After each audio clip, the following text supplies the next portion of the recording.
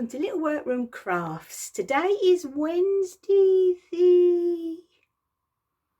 oh, don't know if it's the 19th or the 20th. One of them. Anyway, it's Wednesday. I've just managed to get back from the shops. And I'm doing my Little Workroom tour. My lovely friend Ginny, that is on Instagram, was the lovely lady that asked me to do the little workroom tour. So here we go. Okay, so we'll go into the room. There's Flo all dressed up. Right, so we come here and there's the lovely poster from Katie Green that I got from Edinburgh, and down there is one of my cross stitches and my hand singer. She is my little baby. She really is. And as you see along here, long time ago, I made curtains out of all the scraps that I have from my quilts that I do. And whatever's left, I make curtains. I've got these two big ones here. I've got two up in the window, you'll see in a mo. I've got a pair in the bathroom and two pairs in the kitchen. You know, and I line them all, and that's just a good way of using up all the bits and bobs. It's like memories, because I remember all these lovely fabrics and where I've bought them and where I got them and so on. Right then, so behind Flo, up there is crochet, complete set of crochet, art of crochet. There is my dye box, as you can see by the the towel that I use and the gloves. In there is yarn and also fabric dyes that I use. This is a good thing. I brought this long time ago from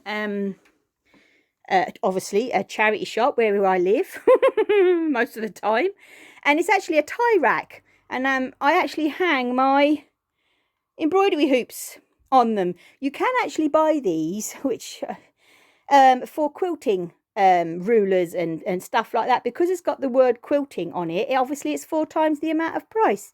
So, you know, a tie ring from a charity shop, I'll pop that down there at the moment, is exactly the same thing, just haven't got the word quilting attached to it. Right then, let's move Flo. There is all folders of my knitting patterns. They're folders from when I used to teach patchwork and quilting and crochet.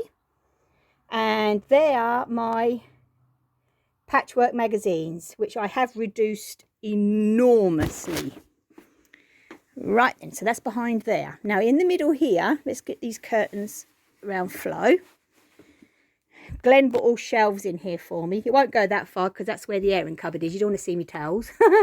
Right then, so that's me felts. That's a quilt top that I've got to get quilted up. More class paperwork. There is all fabrics ready to be used for dressmaking. They are all woven and cotton, brush cottons and so on. That is my Stylecraft special box. Now down there in that one is all the bits I have left over from my dressmaking. That one there is all my shop brought sock yarn, and that one there is just scraps of patchwork and quilting. Right then, so we'll go here. Behind the door I got one of those hang-on racks for all my bags and my apron that I use. Up the top there is my dobby. And just little bits and bobs really. That's when I used to league bowl and got trophies many years ago. In here is my indie dyed yarn. In there, this is what I do as well, which I should really talk about on my podcast, is any bits and bobs I have left over, because binding for quilts and so on is normally 2.5 inches. So what I do is any bits left over that you cut off of the side end of a quilt, I actually roll up and make all together to make a scrappy binding. So I always have scrappy binding, you know, there on the go. They're all my blocking pins and so on. This is what I call my cross-stitch shelf.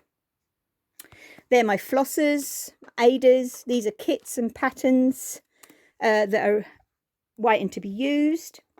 Here is, in there is my glue gun, zips, and obviously you've all seen that box. That's the box of trimmings and so on for the cross stitch. There's my best press, my glues. This little sewing box my daughter brought me a long time ago, and I love that. In this little tin is my stamp and stamp pad for little workroom crafts. Down here on this shelf is some of my dressmaking patterns. So what I do is I trace them all off. I never cut the original. And then inside here, I write on what it is. For instance, this is the dress shirt by Merchant Mills. And then inside I have my copy, the original, and the paperwork, the instruction sheet. This is my Christmas craft cottons, which is for patchwork and quilting. Down there, that shelf is full of patchwork and quilting fabrics. In this little knitting bag here is my drop spindle. And on the end of my workbench, Glenn put some nails, and that's where they're all my square rulers, and they're all my rectangle and different shaped rulers. In there is my Swift, and that is my interfacing. There's my Stevie Westy bag that he signed for me at Edinburgh. I love this bag. And my sock blockers and gauge and my mitten blockers. Right, along here I have a shelf. Let me just draw these curtains for you. Like, get that sun. I know we shouldn't really shut the sun away, but there you go. Right, so on the shelf, in here is some scissors, really posh scissors. I'll actually get those out and show you next week, I think, that I won in a raffle. So, yeah, I will definitely show you those. These are little decorative buttons. They're all my rotary cutters. That's all my stationery, like staples and stuff. What's on the whiff? There we go. There's this I brought from yet again a charity shop. I just couldn't resist him. I think he's lovely. These little pine cones are what Angie got me from, she went, I can't remember where she went, somewhere she went, and she brought me those, and they sit in a little bowl that my other friend Sue brought me. This is amazing. This is a pin cushion, and it's a thimble. My friend Debbie brought me that for Christmas a couple of years ago.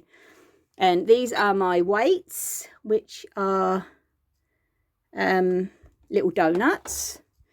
This is the pin cushion I use for my dressmaking pins, and these in here are my quilting pins. So this is my little revolving unit.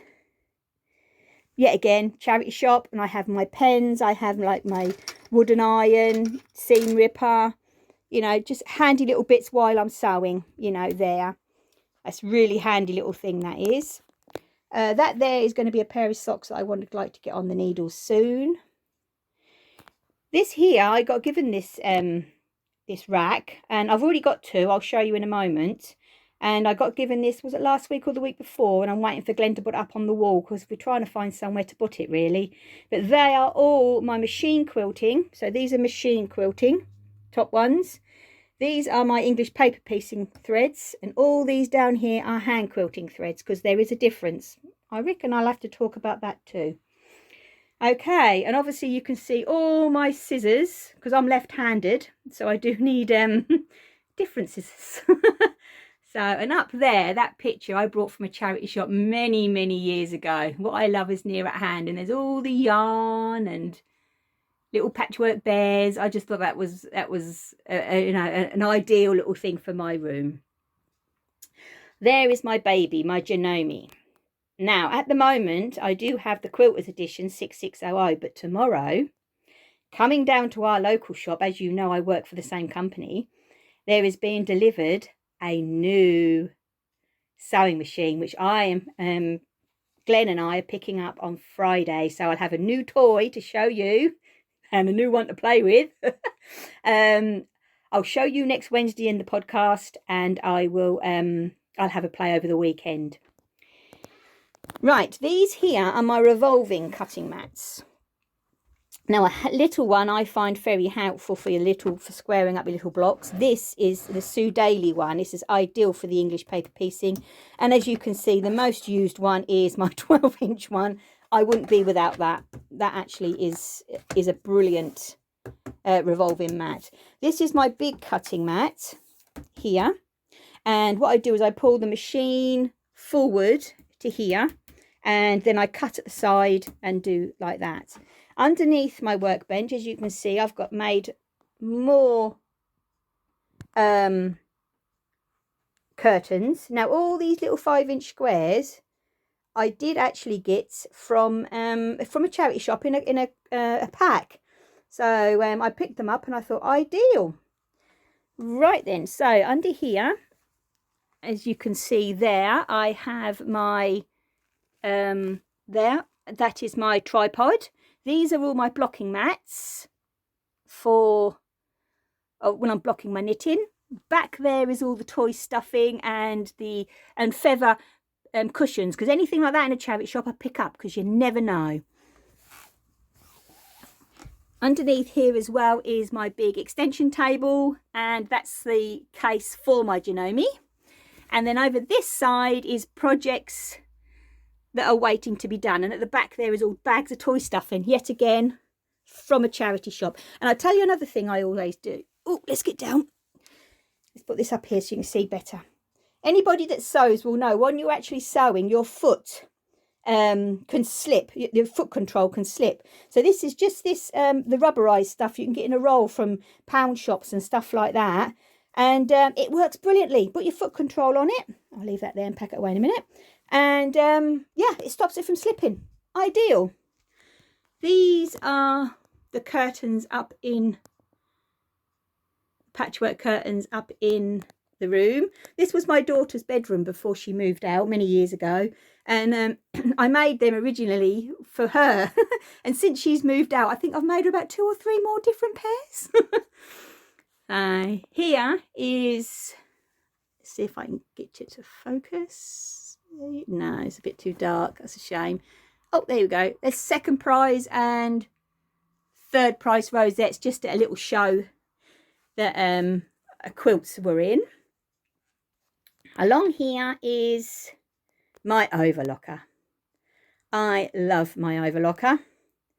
And then down there I've got a little, excuse the bin, I've got a little wooden basket with all the, you know, because I made my own ham and sausage. The patterns are online. I'll have to tell you about those. And there's all the accessories for the sewing machine, because I do keep my bobbins separate, because I have polyester for my dressmaking and I have cotton for my quilting. So they have 2 different sets of bobbins. Right, let's go slowly around here. Let's see if I can open up a curtain. There we go. That's a bit better. Now, Glenn made me this. This is, I can't even get it in shot. Look, it's that big. He made me this. This is my bookshelf. Now, I did actually donate, was it last month or the month before, or just before Christmas? I donated, I think it was 100 and odd books, patchwork and quilting, and then crochet and so on, to the RSPCA, and they sold them off and they made a fair bit of money. So I'm well pleased with that. They were just books that were the older ones, and ones that I weren't going to use anymore. Now, the top shelf here is all reading storybooks which are related to knitting, crochet, patchwork and quilting, definitely. All this here is a whole collection of patchwork and quilting, and they're all storybooks. These ones here are my favourites, one of my favourites. These are all the Little House on the Prairies, and all these are little bits and bobs that I've collected over the years. This is my daughter's. She made this at primary school when they had to make a wish, and this was her wish. So yeah, that's always been in here.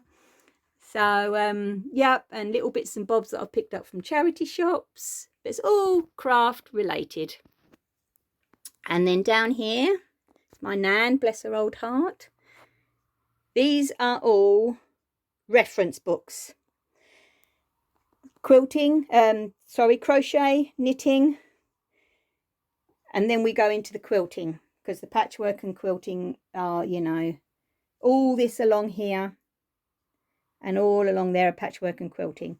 These here are my overflow of dress patterns that I have got in line to make. So as soon as I make them, I trace them up and put them over on the other shelf. Down here in this box, this actually is what you put your feet on.